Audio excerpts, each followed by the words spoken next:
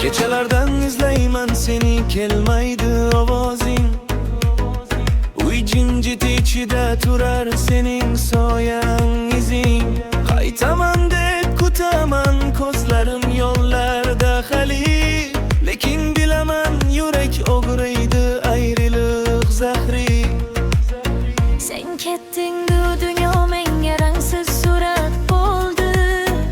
Orzularim sovuq shamollarda uchib yo'q bo'ldi. Asta o'chadi bu dard deganding, bilmay ketding. Ba'zi dardlar vaqt bilan emas, sevgi bilan o'chadi deding. Men hamon suhbat qilaman sen bilan xotiralarda. Tushlarimda ushlayman qo'lingni muzlagan qo'llarda. Tongda yana yolg'izman, yana sukut, yana dard. Taqdir ayirdi ammo yuragim seni yana chaqirar. Sen ketgan kun yuragimda o'chmay qoldi izing. Har tong seni eslayman, qaytmaydi ovozing.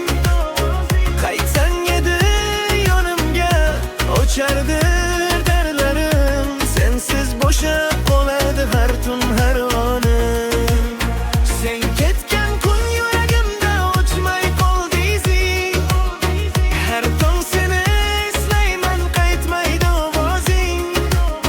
Qaytsang edi yonimga, o'chardi dardlarim. Sensiz bo'shab qoladi har tun har onim.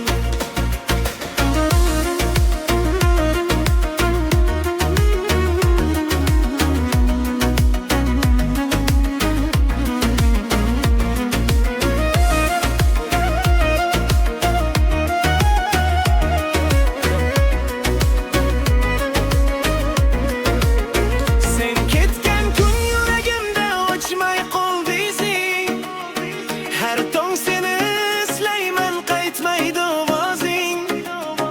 Qaytsang edi yonimga, o'chardi dardlarim.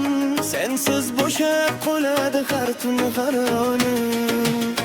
Sen ketgan kun yuragimda o'chmay qoldi izing. Har tong seni eslayman, qaytmaydi ovozing.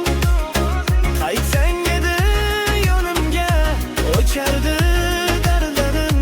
Sensiz bo'shab qoladi har tun